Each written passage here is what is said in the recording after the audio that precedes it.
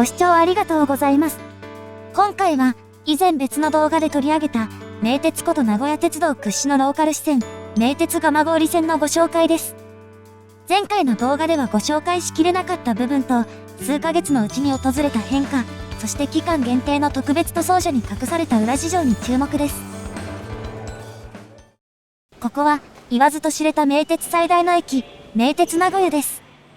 各方面の列車が集まるこの駅から、早朝5時台の列車に乗り、蒲郡線の起点、吉良吉田を目指します。5時47分発のこの準急には、座席指定車両である特別車もありますが、特別車は特急以上の列車でしか営業しないため扉は開かず、乗車することはできません。このような運用は、朝と夜にしか見られない珍しいものです。名鉄名古屋から吉良吉田までは直通列車もありますが、この列車は名古屋本線の列車なので、途中の新安城で乗り換えです。準急は途中の停車駅も多く、名鉄名古屋から30分余りで、西尾線が分岐する新安城に到着です。新安城です。お忘れ物をなさいませんようにお降りください。この駅は1年前に橋上駅舎化され、駅構内は綺麗になりました。構内は3面6線で、西尾線の乗り場は1番線と2番線です。階段を降りると、右側の1番線に、これから乗る列車が停車中です。これが、6時38分発の西尾行き。ただしこの列車は、西尾線の他の列車とは少々違います。行き先は吉良吉田の3駅手前の西尾ですが、西尾行きは終日運行されており、珍しいものではありません。日中の列車は、半分が西尾止まりです。珍しいのは種別や行き先ではなく、この車両の方です。ドアの横についた表示器にはワンマンの文字があり、車内のドア上には、こんなステッカーがあります。そう、この車両は、蒲郡線で運用されるワンマン運転に対応した車両なのです。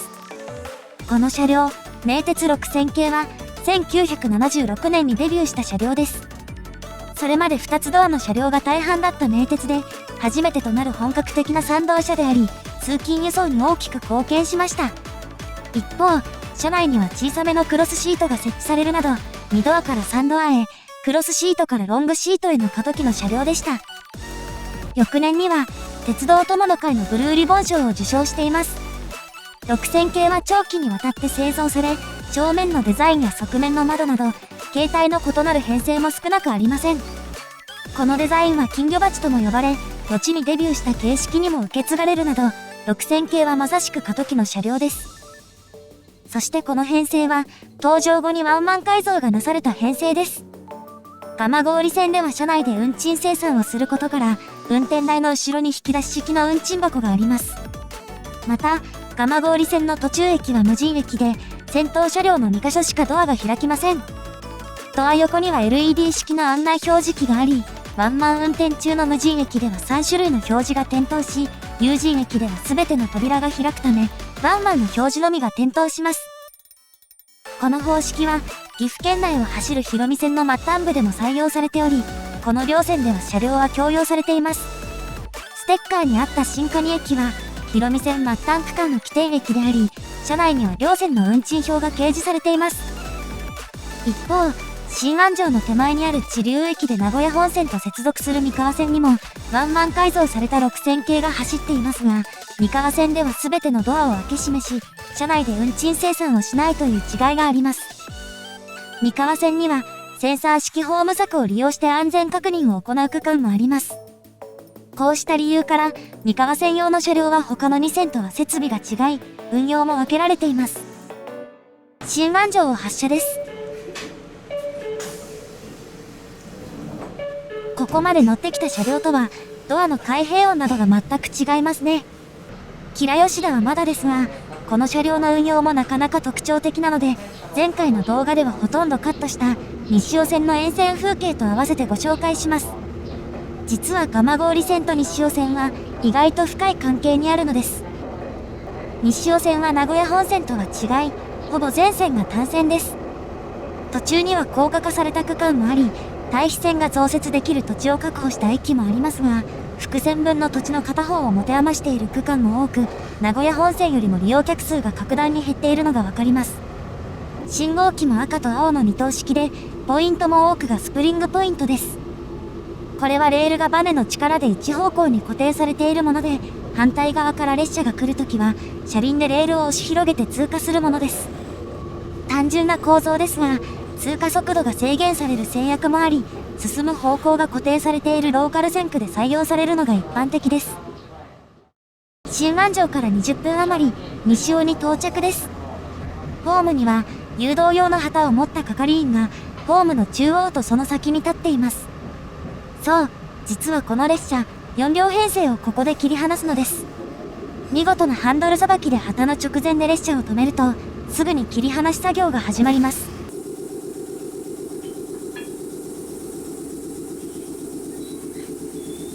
後ろ2両は折り返しの新安城行きになり、前の2両は、当駅始発の吉良吉田行きになります。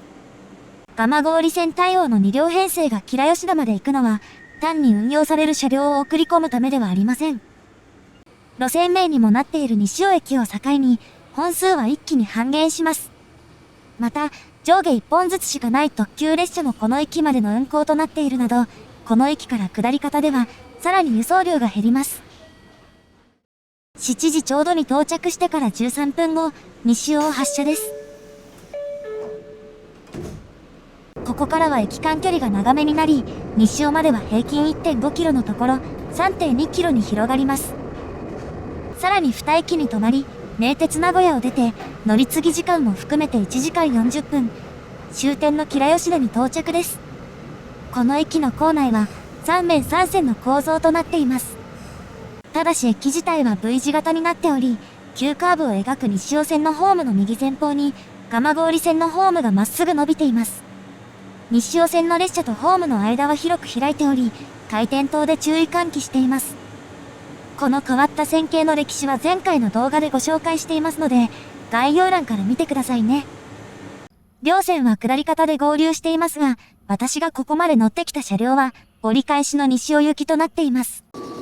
蒲郡線の車両なのに蒲郡線に入らず折り返していきますが、日によっては、蒲郡線を走る他の編成と車両を入れ替えることがあります。蒲郡線の車庫は沿線にはなく、遠く離れた犬山線の犬山駅とを移動する運用は、営業列車に組み込まれているのです。線路がつながっている両線ですが、運行系統は完全に分離されています。ホーム自体が違うので、駅名板にも、それぞれの路線で隣り合う駅しか載っていません。スイッチバックで手間がかかる線形でもないのに、乗り換えが必要な理由は、この駅の改札にあります。そう、蒲郡線では IC カードが使えないのです。これは広見線の末端区間でも同じで、車内での生産も、もちろん現金のみです。吉良吉田を発車です。朝方の列車ということもあって高校生の利用が多く、車内はそこそこ混雑しています。車内アナウンスは自動放送ですが、他線区のものとは声自体が違います。線路は単線のままですが、西尾線内に比べて整備状況が良くないようにも見えます。ここで、蒲郡線の全体像を解説します。蒲郡線は、吉良吉田から蒲郡までを結ぶ 17.6 キロの路線。現在では、起点と終点を含めて10駅あり、駅ナンバリングは西尾線からの連番となっているなど、運行系統が分断されているとはいえ、西尾線とのつながりの強さが伺えます。全線単線で、ラッシュ時も含め、基本的に30分間隔で運行されています。沿線の住宅は西尾線沿線よりも少なく、のどかな風景が広がり、山のふもとを縫うように走る区間もあります。名鉄の中でも本数の少ないローカル支線ですが、結構速度を出す区間もあります。6000系のワンマン対応編成が3編成運用入りしており、途中の三河鳥羽と西浦で列車交換が行われます。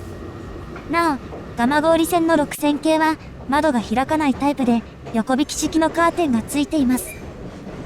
そして前回の動画の続きとも言えるのが、2駅目の西発です。ワンマン運転時の安全確認をスムーズにするため、進行方向左側にホームが来るよう、右側の線路に入ります。よくあるローカル支線の途中駅にも見えますが、この駅のポイントは、ホームに降りた場所にあります。前面展望からでも全体像がわかる、一面二線の小さな設備。なぜか上から貼った痕跡のある駅名板はひとまず置いといて、それほど幅の広くないホームの中央には、真新しい点字ブロックと乗車駅帳明書発行機があります。蒲郡線や西尾線だけでなく、名古屋本線の駅も記載された運賃表があります。この駅には自動券売機はありません。そして、構内踏切を越えたところにある、この場所。アスファルトで固められたこの場所には、数ヶ月前まで駅舎があったのです。前回の動画でもご紹介した西はず駅舎は、建てられてからおよそ60年になるものでした。外観も渋めな木造駅舎で、内部にはベンチが設置され、自動券売機もありました。かつては、窓口もあったことがわかりますね。蒲郡線の歴史を知る建物の一つでしたが、老朽化のために解体されることになったのです。駅舎は新築されず、自動券売機の代わりに乗車駅帳明書発行機が設置されたというわけです。同じように右側の線路に入線する隣の東はず駅も同じです。駅舎は西はずと同じく構内踏切の横にあったものの、こちらは二回りほど大きく、屋根は山形になっており、屋根や雨どいも大きく張り出した趣ある駅舎でした。内部のベンチも西はず駅舎に比べて座り心地が良さそうです。内部にはもちろん窓口もあるこの駅舎、こちらも建てられてから60年ほど経過したものでしたが、老朽化により、ほぼ同時に解体されることになりました。しかもこの時には、特製ヘッドマークをつけた列車も運行されていました。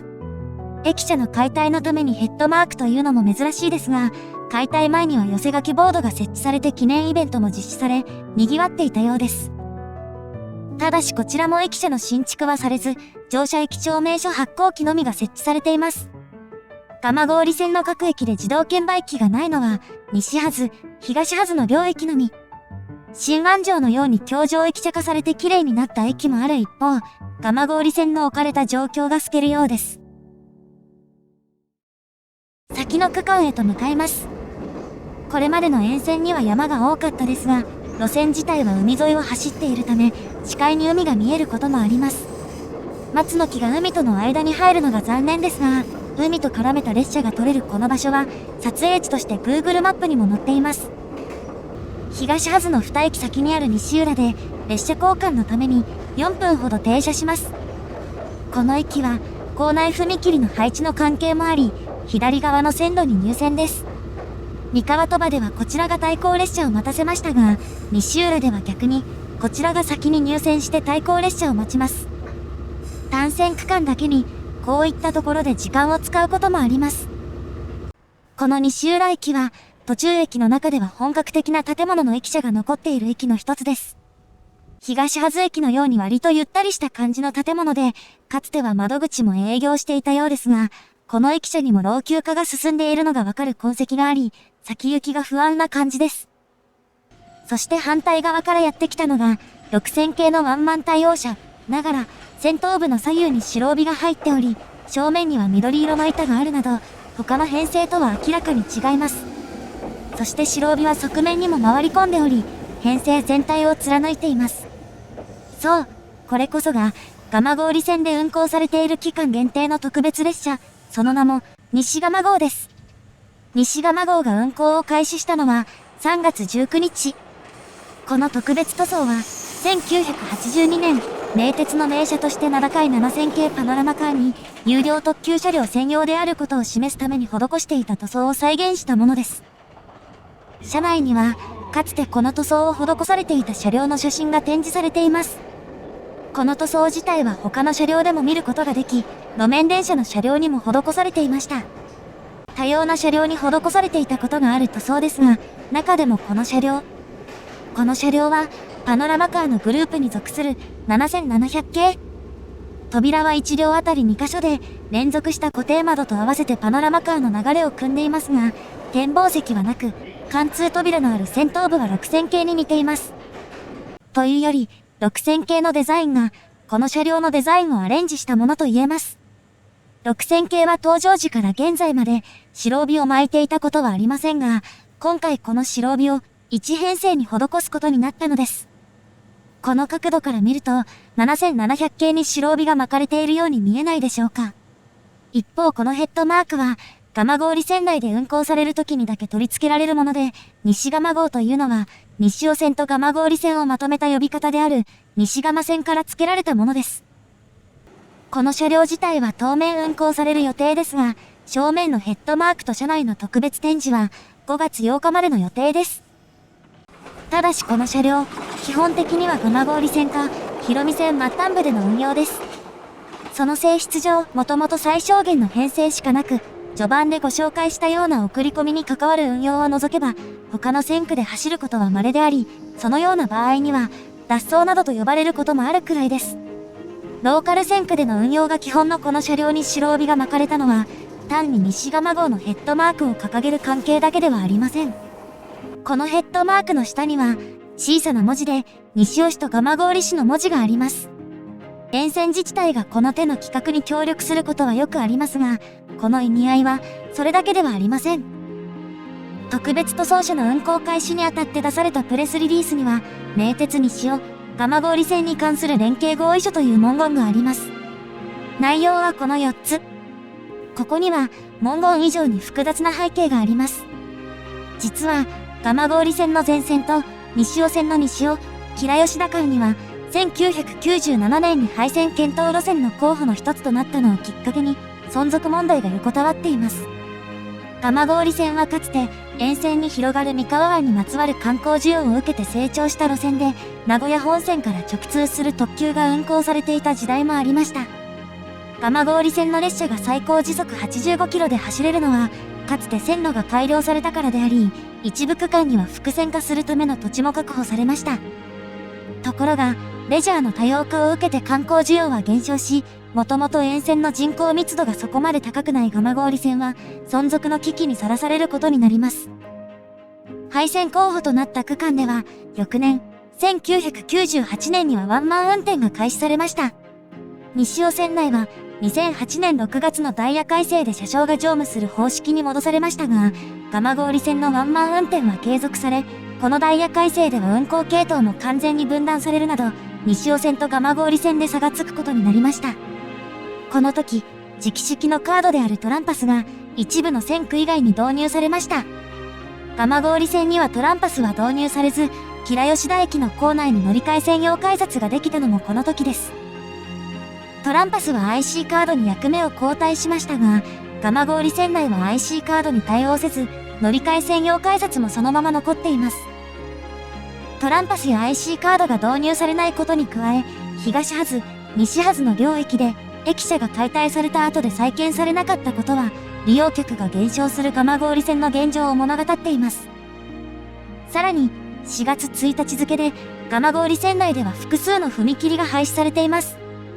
JR では蒲郡から名古屋まで40分で行けますが、名鉄では1時間40分かかり、運賃や列車本数でも名鉄が不利になっています。並行道路の存在も不利に働く中、名鉄と西尾市、蒲郡市が協議を続け、自治体からの資金補助で存続を図ってきました。利用客を増やすための施策も行われており、今回の使用した自転車は、西浦駅をはじめ複数の駅に備えられているもので、無料で利用することができます。ちなみにこの自転車の名称も、西蒲号です。2020年には、翌年3月までだった存続期間がさらに5年延長され、26年3月までの存続が決まっています。これまでは3年刻みで存続期間が延長されてきたのに対し、今回5年後までの存続が決まったことで、主な利用客の一角をなす学生が進路を決める際の不安がなくなるといった恩恵がもたらされています。ただ、資金補助は西尾市が年間1億5000万円、蒲郡市が1億円である一方、路線の赤字は7億を超えており、自治体の補助だけで赤字はカバーできず、まだまだ予断を許さない状況です。白帯の復刻塗装と西蒲号のヘッドマークは、こうした状況にある蒲郡線の活性化策の一環でもあったのです。厳しい状況が続く蒲郡線ですが、一日も長く列車が走ることを願っています。ご視聴ありがとうございました。